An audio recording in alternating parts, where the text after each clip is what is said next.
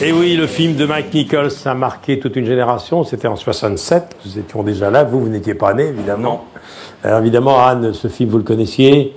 Vous l'avez vu, revu. Vous avez voulu le revoir avant d'accepter de jouer le rôle de Mrs. Robinson ou vous l'aviez déjà en tête? Non, je l'avais en tête, mais je n'ai pas voulu le revoir volontairement, évidemment, pour ne pas être trop influencé et chercher à recréer le personnage et pas à l'imiter. Et vous, Arthur, le film, vous l'avez vu? Moi, je l'avais vu il y a plusieurs années quand j'étais ado. Je me souvenais vaguement de certaines scènes et j'ai voulu le revoir une fois avant de commencer les répétitions, pour que si on parlait du film en répétition, que je ne sois pas complètement largué. Mais une fois et pas deux, et puis là, je le reverrai bien, là, du coup, maintenant. Alors, Anne, qui est Mrs. Robinson, pour ceux qui ne connaissent pas l'histoire? Ah, Mrs. Robinson, c'est une femme désenchantée. C'est une femme qui est un esprit libre, un esprit lucide et qui transgresse des codes d'une société trop étriquée pour elle.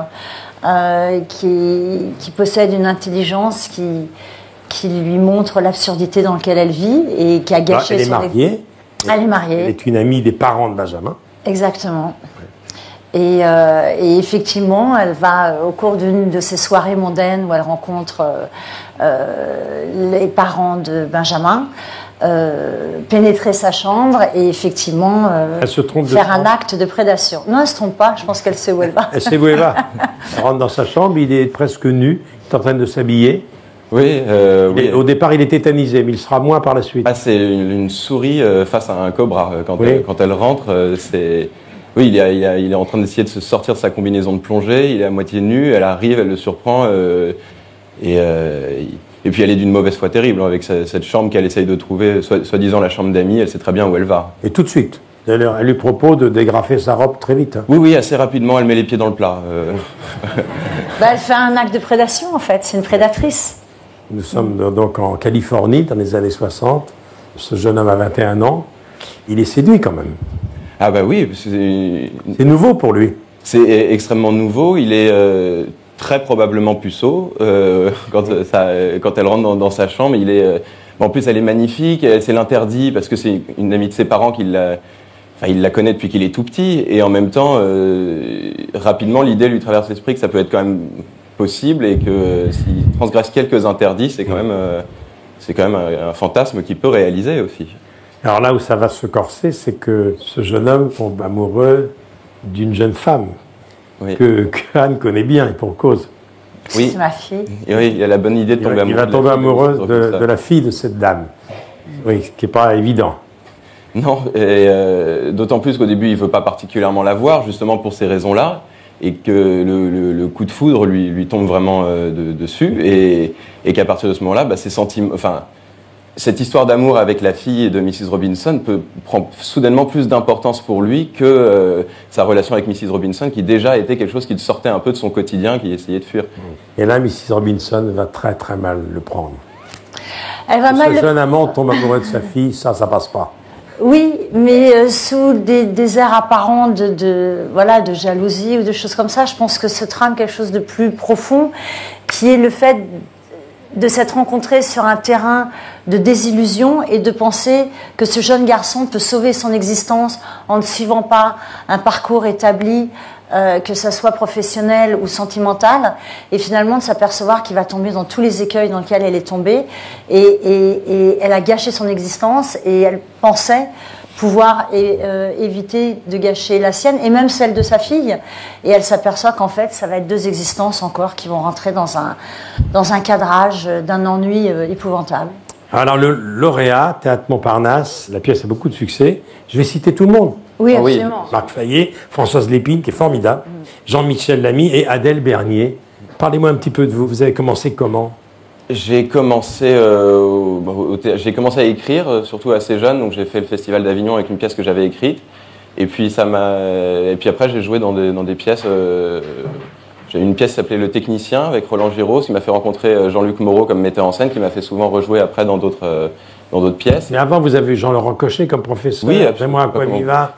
Ce sont des grandes pointures. Ah bah oui, j'ai passé presque un an en cours chez Jean-Laurent Cochet. J'ai appris... ça pour moi, changé énormément de choses dans ma formation, parce qu'il donne des trucs techniques sur des notes ouvertes, ce qui fait qu'on peut à peu près dire à peu près n'importe quel texte, même le plus connu, avec beaucoup plus de naturel. Il a, dans ma formation, passé chez lui, ouais, ça a été... Alors moi, j'ai entendu parler de vous parce que tout le monde connaît dans ce métier votre papa. Oui.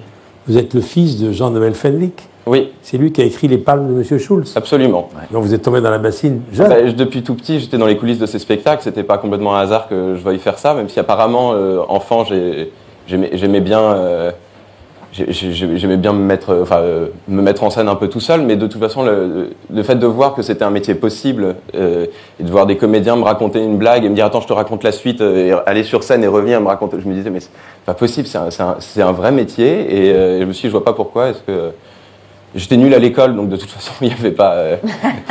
j'avais pas 46 000... Ça, c'est déjà un bon point pour faire ce métier. Oui. Dites-moi, Anne, vous aviez fait quand même des débuts au théâtre il y a très longtemps. En fait, j'ai commencé par ça, Oui, mais ça. il y a vraiment très très longtemps, j'avais 16 ans. Avec qui, rappelez-moi? J'avais fait le Festival d'Avignon, mis en scène par Daniel Benoît, la pièce Héloïse Abélard, et j'avais Gérard de Sarthe pour partenaire. Ah oui. Et ensuite, j'ai joué La fille de Jeanne Moreau au Théâtre des Variétés dans une pièce de Françoise Dorin, mise en scène par Jean-Laurent Cochet. Oui. Sauf que la pièce a eu un énorme succès, que moi j'avais un rôle pas si conséquent et qu'on a joué pendant 9 mois et que je me suis dit, bon, j'ai vu, je ferai plus. Pourquoi? Parce que trop long dans un rôle qui m'inspirait pas suffisamment pour le durer sur 9 mois. Et là, une parenthèse de plusieurs années après. Après, le cinéma est arrivé, ça s'est enchaîné et je l'ai jamais lâché. Et c'est vrai qu'aujourd'hui, j'avais un véritable besoin d'une mise en abîme, d'avoir peur de nouveau, de me mettre en danger. Et le défi du théâtre, qui est pour moi une vraie première, d'un seul coup a été comme une évidence. Et c'est vrai que j'attendais de trouver la pièce idéale qui allait marier à la fois un fond et une forme, et surtout l'approche d'un metteur en scène qui est Stéphane Cotin, qui allait être un véritable directeur d'acteur dont j'avais absolument besoin. Parce que effectivement, au cinéma, quand on a un peu de vécu, si le metteur en scène est défaillant, on peut s'en sortir.